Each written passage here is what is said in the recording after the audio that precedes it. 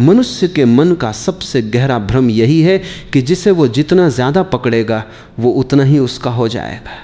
लेकिन जीवन का नियम ठीक इसके विपरीत चलता है। जितना तुम पकड़ते हो उतना ही चीज़ें फिसलने लगती हैं, और जितना तुम छोड़ते हो, जितना तुम स्वतंत्र छोड़ देते हो, उतना ही जीवन स्वयं तुम्हारी ओर बहने लगता है। ये केवल स्त्री और पुरुष के संबंधों की बात नहीं है, ये अस्तित्व के पूरे रहस्य की बात है। लेकिन मनुष्य का मन इतना बेचैन, इतना असुरक्षित, इतना खाली है कि वो छोड़ने की कला को समझ ही नहीं पाता। वो सोचता है कि अगर उसने थोड़ा ढील दिया तो सब कुछ खत्म हो जाएगा, अगर उसने पीछा करना बंद कर दिया तो प्रेम चला जाएगा, अगर उसने पकड़ ढीली कर दी तो संबंध टूट जाएगा। लेकिन सच इसके बिल्कुल विपरीत है। जो टूटता है वो पकड़ के कारण टूटता है, जो संबंध मरते हैं वे कंट्रोल के कारण मरते हैं, और जो प्रेम दूर चला जाता है वो आवश्यकता और भय के कारण दूर जाता है, स्वतंत्रता के कारण नहीं। स्त्री का मन कोई वस्तु नहीं है जिसे तुम दौड़कर पकड़ लो, वो कोई उपलब्धि नहीं है जिसे मेहनत करके हासिल कर लिया जाए, वो कोई लक्ष्य नहीं है जिसे जीत लिया जाए।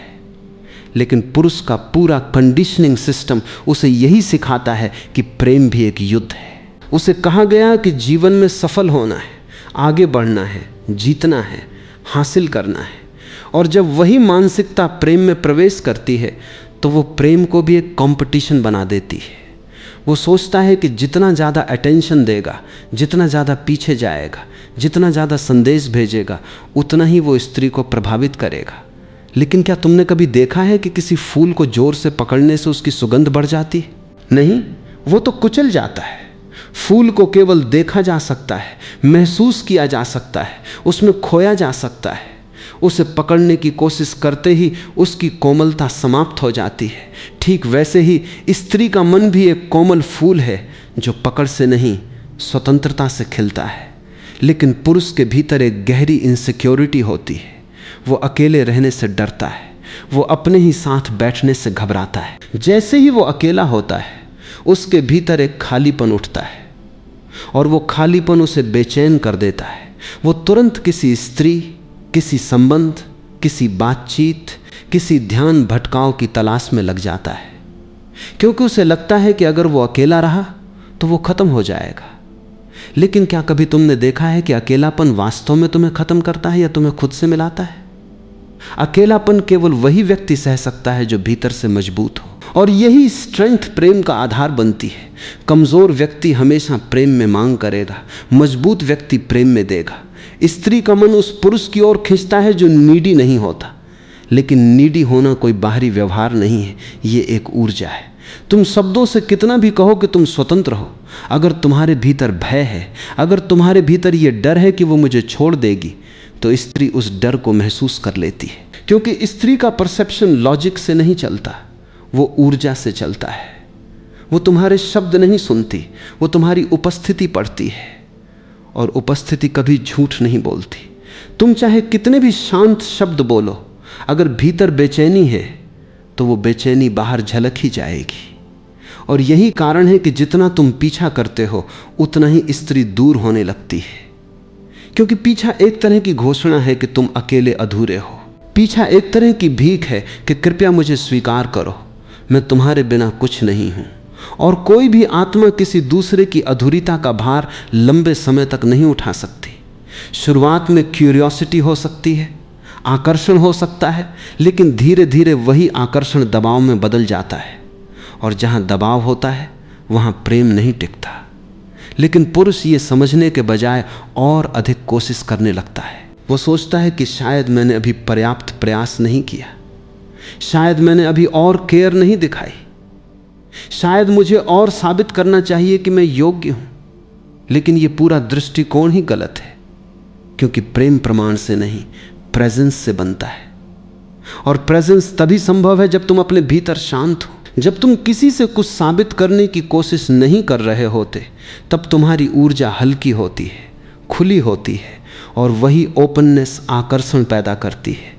तुमने कभी देखा है कि कुछ लोग बिना कुछ किए भी आकर्षित करते हैं? वे बहुत ज़्यादा बोलते नहीं, बहुत ज़्यादा प्रयास नहीं करते, लेकिन फिर भी उनके आसपास एक मैग्नेटिज्म होता है। क्यों?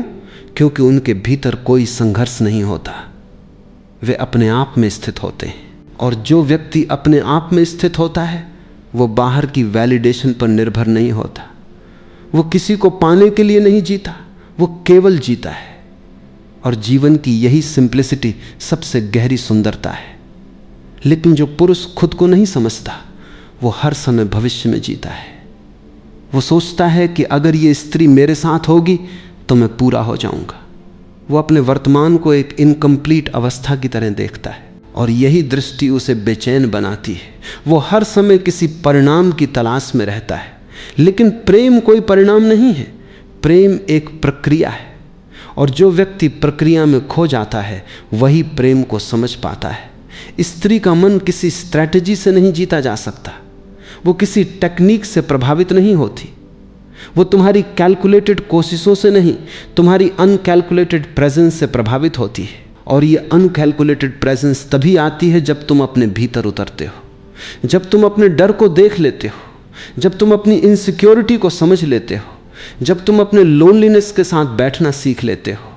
और यही ध्यान है। ध्यान का अर्थ है खुद के साथ अकेले होना, बिना भागे, बिना डिस्ट्रैक्शन के। और ये अकेलापन शुरू में डराता है क्योंकि इसमें तुम पहली बार खुद को बिना मास्क के देखते हो और वो दृश्य आसान नहीं होता। लेकिन जो व्यक्ति इस चरण से गुजर जाता है उसके भीतर एक नया जीवन जन्म लेता है। अब उसे किसी का पीछा नहीं करना पड़ता, अब वो अपने भीतर पूर्ण होता है। और यही वो बिंदु है जहां प्रेम का रहस्य बदल जाता है। अब तुम किसी स्त्री के पीछे नहीं भागते, अब तुम उसके साथ बहते हो। अब तुम उसे पकड़ने की कोशिश नहीं करते, अब तुम उसे स्पेस देते हो। और पैराडॉक्स ये है कि जिस क्षण तुम पीछा करना छोड़ देते हो उसी क्षण स्त्री तुम्हारी ओर खींचने लगती है। क्योंकि अब तुम्हारी ऊर्जा में फियर नहीं, फ्रीडम है। अब तुम्हारी प्रेजेंस में नीड नहीं, साइलेंस है। और साइलेंस हमेशा आकर्षित करती है। इसलिए सबसे बड़ा सत्य यही है, पीछा करना छोड़ो और जीवन स्वयं तुम्हारी ओर आने लगेगा। क्योंकि जो चीज़ें फोर्स से नहीं आती वे नेचुरली आकर्षित होती हैं। प्रेम भी ऐसा ही है, वो किसी की पकड़ से नहीं, उसकी स्वतंत्रता से जन्म लेता है।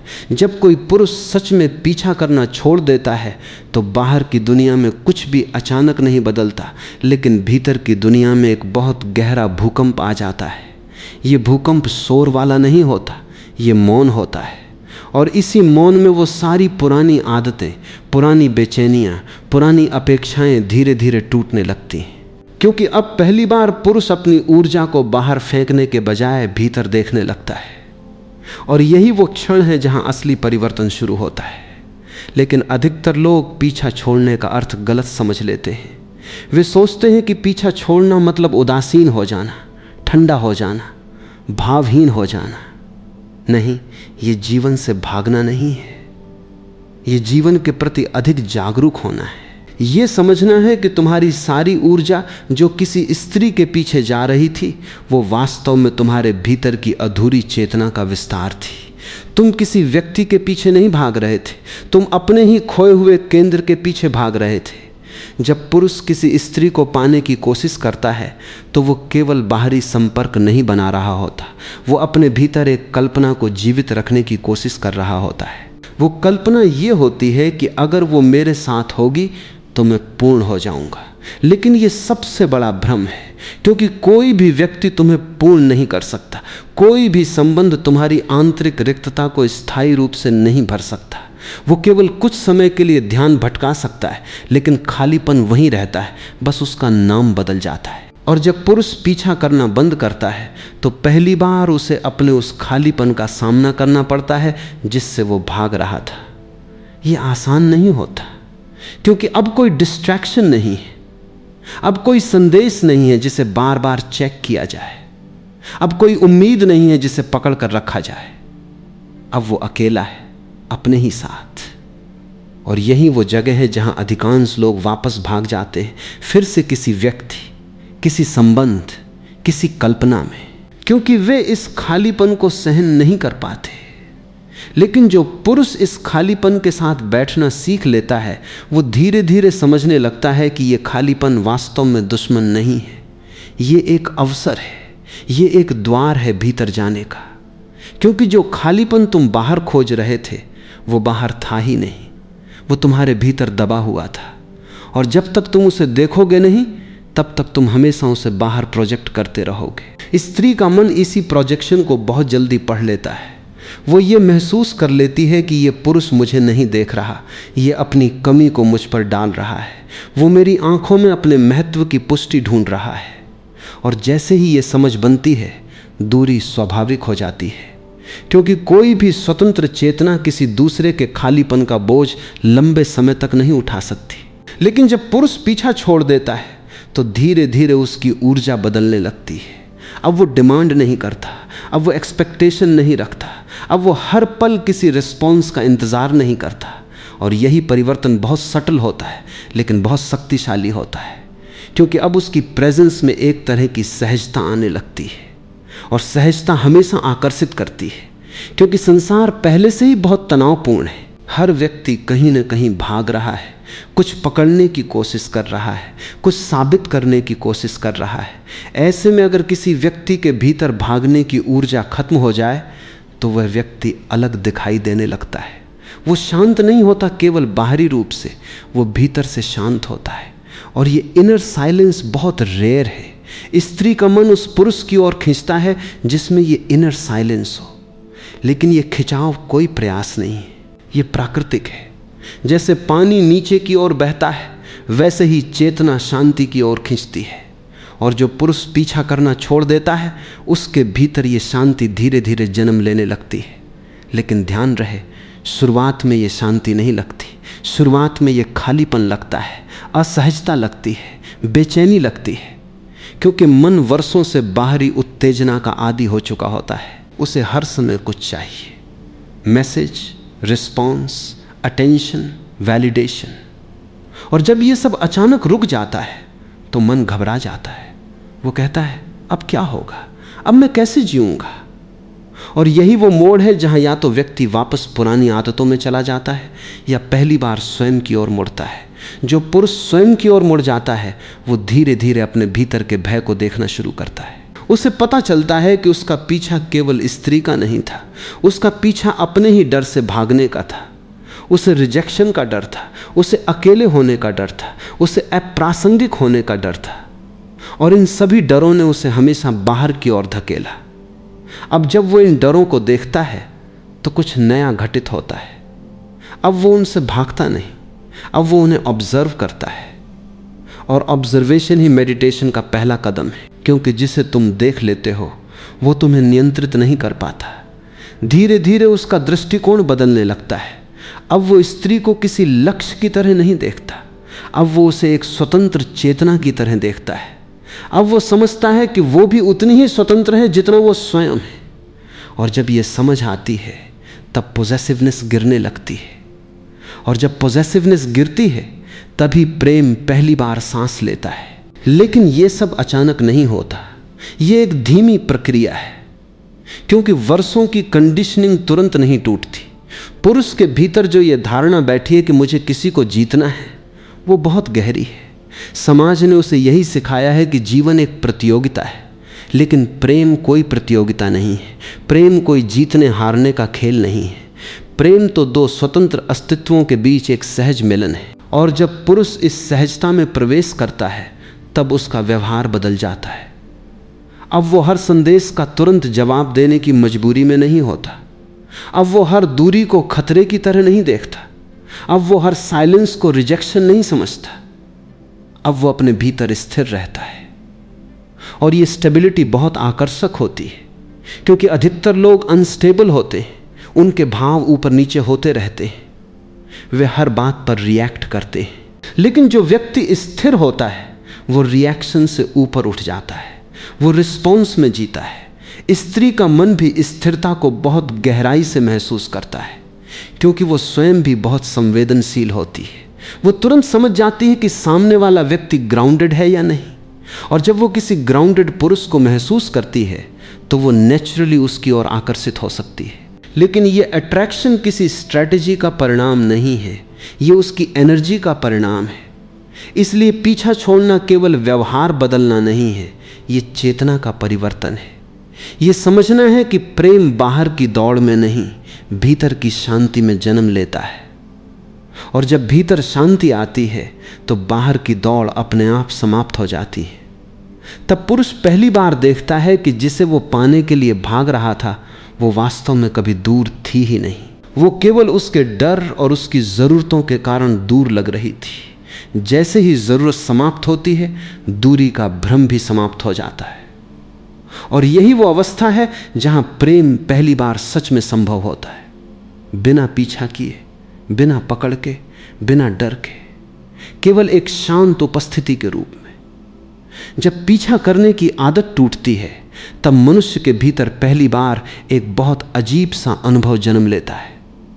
वो अनुभव है मौन का। लेकिन ये मौन साधारण मौन नहीं होता, ये वो मौन होता है जो शोर के रुकने से नहीं आता, बल्कि भीतर की दौड़ रुकने से आता है। और यही वो क्षण होता है जहां पुरुष अपने ही साथ पहली बार खड़ा होता है, बिना किसी सहारे के, बिना किसी कल्पना के, बिना किसी बाहरी पुष्टि के। और ये खड़ा होना ही ध्यान की शुरुआत है। अधिकतर लोग सोचते हैं कि ध्यान बैठकर आंखें बंद करने से होता है, लेकिन ध्यान उससे कहीं गहरा है। ध्यान वो स्थिति है जहां तुम किसी भी चीज के पीछे नहीं भाग रहे होते, न विचारों के पीछे, न भावनाओं के पीछे, न किसी व्यक्ति के पीछे। जब पीछा करने की आदत पूरी तरह से गिरने लगती है तब पहली बार मनुष्य अपने भीतर के आकाश को देखता है। और ये आकाश पहले बहुत डरावना लगता है क्योंकि इसमें कोई सहारा नहीं है, लेकिन धीरे धीरे यही आकाश तुम्हारा घर बन जाता है। स्त्री के संदर्भ में भी यही गहराई काम करती है। जब पुरुष पीछा करना छोड़ देता है तब उसका प्रेम अचानक गायब नहीं हो जाता, बल्कि उसका प्रेम एक नए स्तर पर बदलने लगता है।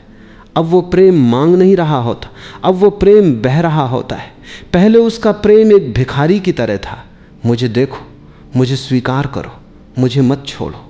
लेकिन अब वही प्रेम एक सम्राट की तरह हो जाता है, मैं हूं और मेरी उपस्थिति पर्याप्त है। और यही परिवर्तन स्त्री के मन में बहुत गहराई से महसूस होता है, क्योंकि स्त्री केवल शब्द नहीं सुनती, वो ऊर्जा पढ़ती है। वो ये समझ जाती है कि ये व्यक्ति अब मुझे पाने के लिए नहीं जी रहा, ये व्यक्ति अपने भीतर जी रहा है। और जो व्यक्ति अपने भीतर जी रहा होता है वो किसी पर बोझ नहीं डालता। यहीं से एक बहुत सूक्ष्म लेकिन शक्तिशाली आकर्षण पैदा होता है। यह आकर्षण कोई रणनीति नहीं है, कोई तकनीक नहीं है, कोई खेल नहीं है, ये स्वाभाविक है। जैसे चंद्रमा का आकर्षण समुद्र पर पड़ता है, वैसे ही स्थिर चेतना का आकर्षण अस्थिर मन पर पड़ता है। लेकिन मनुष्य इस सत्य को उल्टा समझ लेता है।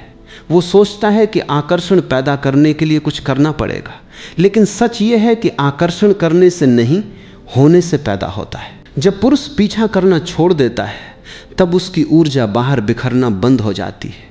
पहले उसकी पूरी ऊर्जा एक ही दिशा में भाग रही थी, स्त्री की ओर, संबंध की ओर, स्वीकृति की ओर। अब वो ऊर्जा वापस लौटने लगती है। और यही वापसी बहुत महत्वपूर्ण है, क्योंकि अब वो ऊर्जा भीतर इकट्ठी होने लगती है। और जब ऊर्जा भीतर इकट्ठी होती है तो एक प्रकार की मैग्नेटिज्म पैदा होती है। लेकिन ये मैग्नेटिज्म अहंकार का नहीं होता, ये शांत होता है, स्थिर होता है, मौन होता है। इसमें किसी को पकड़ने की इच्छा नहीं होती, इसमें किसी को बदलने की कोशिश नहीं होती, इसमें केवल एक उपस्थिति होती है। और यही वो अवस्था है जहां पुरुष पहली बार सच में स्वतंत्र बनता है। स्वतंत्रता का अर्थ ये नहीं कि उसे किसी की जरूरत नहीं, स्वतंत्रता का अर्थ यह है कि जरूरत अब भय नहीं है। पहले जरूरत भय से जुड़ी थी, अगर वो नहीं रही तो मैं टूट जाऊंगा। लेकिन अब जरूरत प्रेम से जुड़ी है, अगर वो है तो अच्छा है, अगर नहीं है तो भी मैं पूर्ण हूं।